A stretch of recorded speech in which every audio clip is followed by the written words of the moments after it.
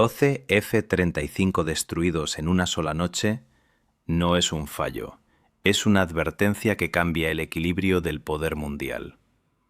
Lo que nadie te está contando podría redefinir el futuro de la guerra aérea.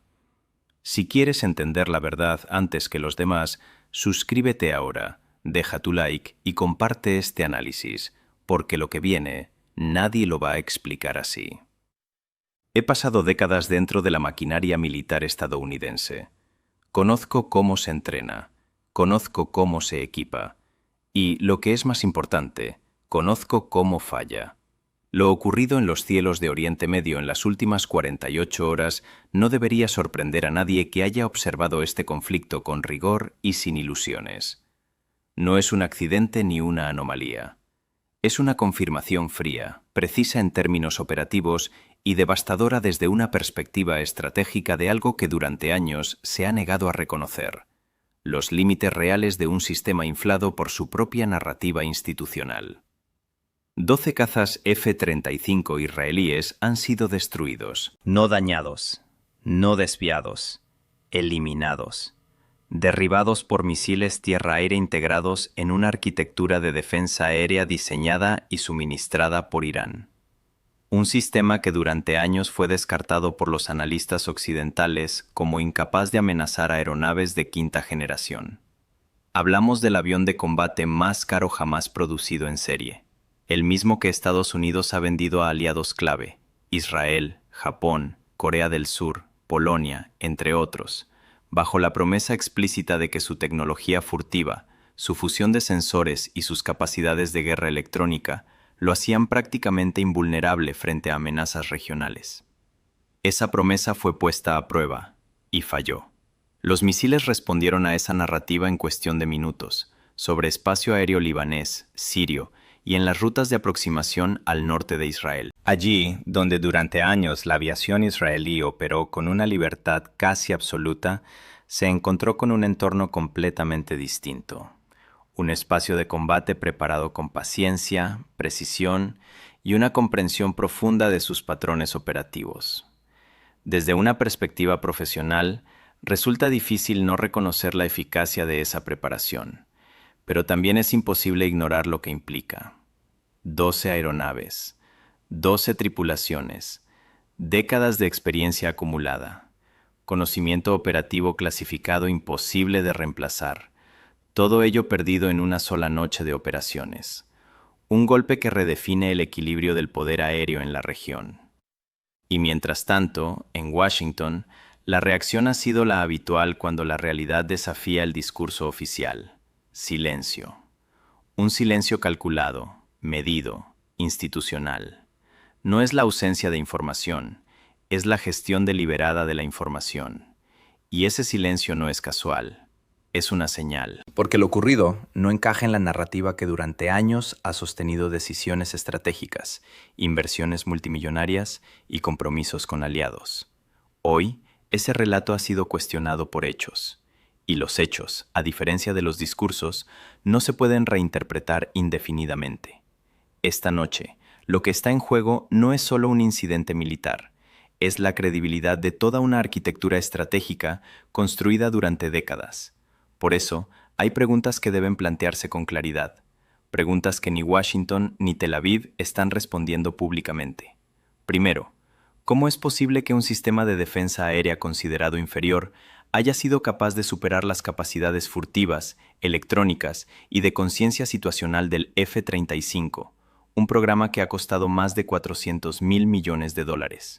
Segundo, ¿qué ha cambiado en el entorno operativo? ¿Qué ha construido, desplegado e integrado Irán para transformar un espacio aéreo previamente permisivo en un entorno letal en cuestión de una sola noche? Tercero, ¿qué está haciendo realmente Estados Unidos tras ese silencio?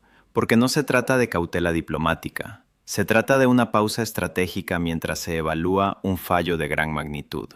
Y cuarto, ¿qué significa esta pérdida, irreemplazable en el corto plazo, para el equilibrio militar regional y para todos aquellos países que han basado su seguridad en la supuesta invulnerabilidad del F-35?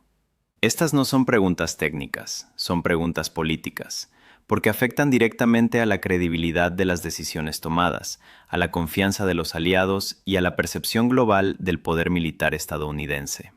Lo ocurrido no es simplemente una operación fallida, es un punto de inflexión. Y cuando un punto de inflexión se produce, las instituciones tienen dos opciones: reconocer la realidad y adaptarse, o intentar gestionar la narrativa mientras esa realidad se impone por sí sola. La historia sugiere que, inicialmente, elegirán lo segundo, pero la realidad, tarde o temprano, siempre termina prevaleciendo. Para comprender lo ocurrido, es imprescindible descender al nivel operativo, donde los detalles no son secundarios, sino determinantes.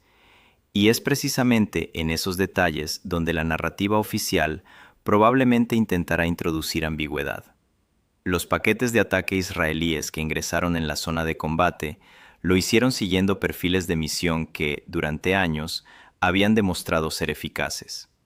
Ingreso a media y alta altitud, ataque de precisión sobre objetivos previamente definidos y retirada a través de corredores considerados seguros en operaciones anteriores. Desde el punto de vista táctico, no hubo improvisación. La planificación fue rigurosa. La ejecución, disciplinada. El problema no estuvo en la doctrina aplicada, sino en la calidad de la información que la sustentaba. Y esa información, como ahora resulta evidente, era incompleta, gravemente incompleta. Lo que no se había evaluado correctamente era la profundidad y la distribución geográfica de la red de defensa aérea suministrada por Irán. No se trataba de un despliegue reciente ni improvisado. Era el resultado de meses de preparación sistemática.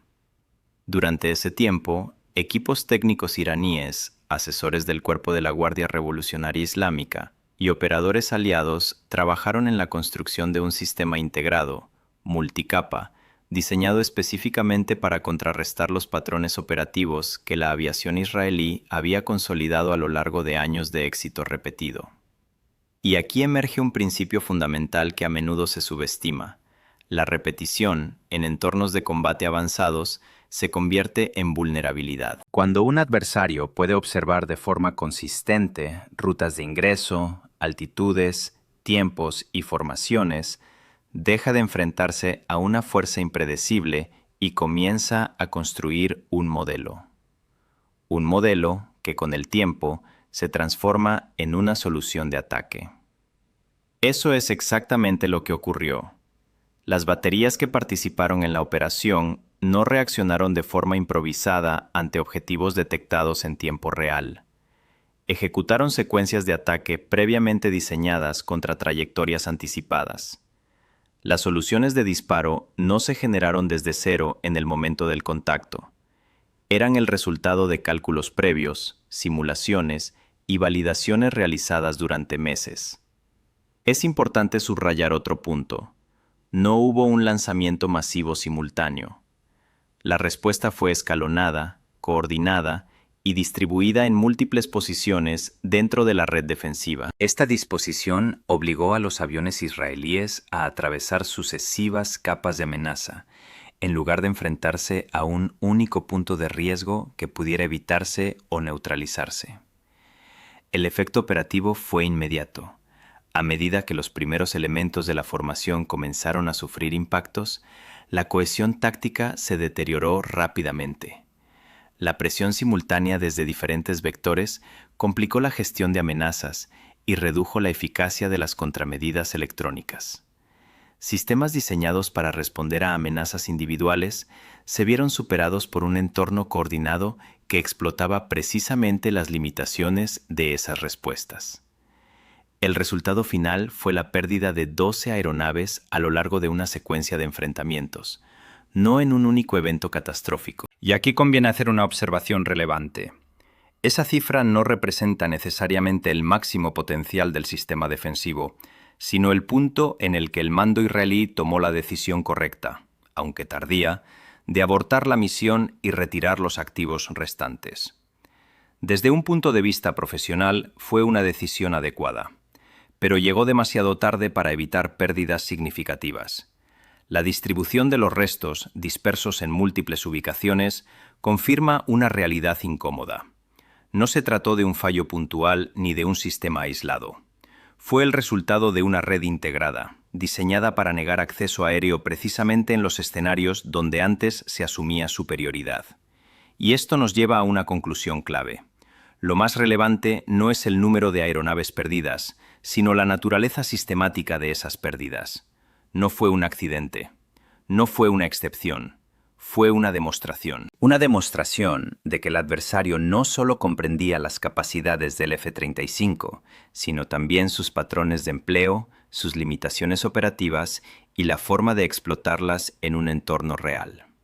Este tipo de resultado obliga a una revisión profunda de los supuestos que han guiado tanto la doctrina israelí como la estadounidense en materia de superioridad aérea. Porque cuando un sistema considerado inferior logra este nivel de eficacia, el problema no es puntual, es estructural.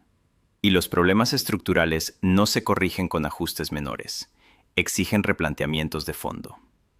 Hay un elemento que, desde una perspectiva profesional, resulta imposible ignorar: la naturaleza previsible de las operaciones aéreas modernas cuando se repiten sin una reevaluación constante. En entornos altamente disputados, la previsibilidad no es una debilidad menor. Es una invitación directa a ser explotado. Durante años, las operaciones aéreas israelíes en la región siguieron patrones consistentes: rutas de entrada, altitudes, ventanas temporales y configuraciones de formación que, si bien eran eficaces en un entorno permisivo, terminaron por convertirse en datos observables para cualquier adversario con paciencia y disciplina analítica. Y eso es exactamente lo que ocurrió. Irán observó, Irán analizó, y, lo más importante, Irán construyó una arquitectura operativa basada en esa observación. Las baterías desplegadas no actuaron como sistemas independientes, funcionaron como parte de una red integrada, diseñada para ejecutar secuencias de enfrentamiento previamente planificadas.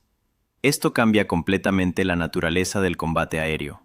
Ya no se trata de reaccionar ante una amenaza detectada, sino de ejecutar un plan contra un adversario cuya conducta ha sido anticipada con precisión. Las soluciones de disparo utilizadas en el enfrentamiento no surgieron en el momento. Fueron refinadas a partir de simulaciones, pruebas y validaciones realizadas durante un periodo prolongado. Este nivel de preparación indica algo más profundo que una simple mejora tecnológica. Indica una evolución doctrinal. Y esa evolución ha sido, durante años, subestimada por los análisis occidentales. Otro aspecto clave es la estructura del ataque. No hubo un único punto de contacto. No hubo un solo momento decisivo. Lo que se produjo fue una secuencia de enfrentamientos distribuidos en el espacio y en el tiempo. Cada capa de defensa obligaba a las aeronaves a adaptarse bajo presión, reduciendo progresivamente su capacidad de respuesta. Este tipo de entorno degrada incluso las plataformas más avanzadas, porque la superioridad tecnológica, por sí sola, no garantiza supervivencia cuando se enfrenta a un sistema que ha sido diseñado específicamente para explotar sus limitaciones. A medida que los primeros aviones fueron alcanzados, la formación comenzó a fragmentarse, y cuando la cohesión se pierde en un entorno de alta amenaza, las opciones tácticas se reducen de forma drástica. Las contramedidas electrónicas, eficaces frente a amenazas aisladas, mostraron limitaciones frente a un sistema coordinado que operaba desde múltiples vectores. Esto no es un detalle técnico menor, es una señal clara de que el entorno operativo ha cambiado de forma fundamental. Las pérdidas no fueron el resultado de un fallo puntual, sino de una dinámica acumulativa en la que cada fase del enfrentamiento aumentaba la vulnerabilidad de la siguiente. Desde un análisis estrictamente militar, el número de aeronaves derribadas es relevante, pero no es lo más importante. Lo verdaderamente significativo es que el sistema funcionó como fue diseñado para hacerlo. Y cuando un sistema cumple su propósito en condiciones reales de combate, deja de ser una hipótesis y se convierte en un factor estratégico. Esto nos lleva a una cuestión más amplia: el desfase entre las evaluaciones de inteligencia occidentales y la realidad operativa demostrada. Durante años se asumió que las limitaciones tecnológicas, las sanciones económicas y el aislamiento internacional impedirían a Irán desarrollar sistemas capaces de desafiar plataformas de quinta generación. Esa suposición no solo era optimista, era estructuralmente errónea, porque ignoraba un principio fundamental. La innovación no siempre depende del acceso ilimitado a recursos, sino de la claridad estratégica sobre qué problema se quiere resolver. Irán no intentó replicar el modelo occidental, no buscó competir en igualdad de condiciones. Identificó vulnerabilidades específicas y concentró sus esfuerzos en explotarlas. Ese enfoque es, en muchos sentidos, más eficiente y, como se ha demostrado, potencialmente más efectivo. El resultado de esta estrategia es un sistema que, sin igualar tecnológicamente a sus contrapartes occidentales en todos los aspectos, logra neutralizar ventajas clave en el momento crítico del enfrentamiento.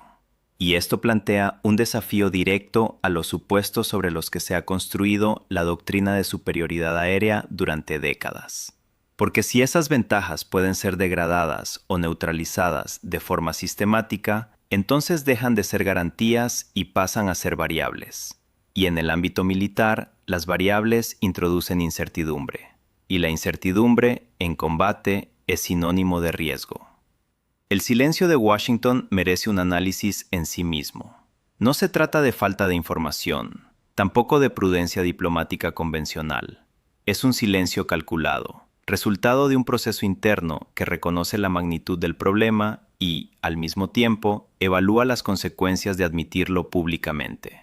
Desde dentro de estas instituciones, este tipo de reacción es perfectamente reconocible. Cuando los hechos contradicen años de narrativa estratégica, la respuesta inicial no es la transparencia, sino la contención. Y esa contención tiene razones concretas. La primera es el problema de adquisición. El programa F-35 no es simplemente un sistema de armas. Es el mayor proyecto de defensa en la historia moderna de Estados Unidos, con más de $400,000 millones invertidos y compromisos a largo plazo con múltiples aliados. Países como Japón, Polonia o Australia han basado decisiones estratégicas fundamentales en la premisa de que esta plataforma garantiza superioridad y supervivencia en entornos altamente disputados.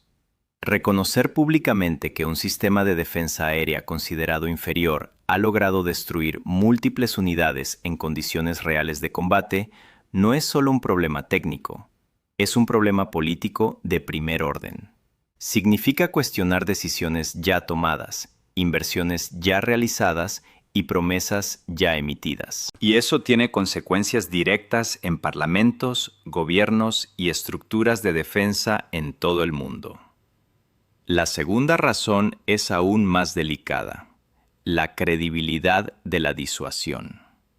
La estrategia militar estadounidense en múltiples regiones depende de una premisa central: que sus plataformas avanzadas pueden operar en entornos hostiles sin sufrir pérdidas catastróficas. Si esa premisa se debilita, también lo hace el efecto disuasorio que sustenta gran parte del equilibrio estratégico global. Porque la disuasión no se basa únicamente en la capacidad real, sino en la percepción de esa capacidad. Y lo ocurrido introduce dudas. Dudas que no solo están siendo analizadas en Washington, sino también en Moscú, en Pekín y en cualquier capital donde se evalúe el equilibrio militar global. Cada uno de esos actores está recalibrando sus propios análisis a partir de datos reales, no de supuestos teóricos. Y esa recalibración tiene consecuencias. Reduce la incertidumbre para el adversario, y cuando el adversario tiene menos incertidumbre, el riesgo estratégico aumenta. Ante este escenario, el silencio se convierte en una herramienta. Permite ganar tiempo para analizar lo ocurrido con precisión técnica, tiempo para ajustar capacidades, tiempo para coordinar respuestas con aliados sin generar una reacción pública inmediata. Pero ese tiempo tiene un límite, porque mientras una parte gestiona la narrativa, la otra ya está integrando las lecciones aprendidas en su doctrina operativa. En términos prácticos, lo que está ocurriendo tras bastidores es una respuesta en 3 niveles. Primero, una revisión técnica urgente del enfrentamiento. ¿Cómo funcionó el sistema defensivo? ¿Cómo respondieron las capacidades del F-35 y dónde se produjeron las fallas críticas? Segundo, una aceleración de mejoras tecnológicas ya previstas, especialmente en guerra electrónica, navegación y contra.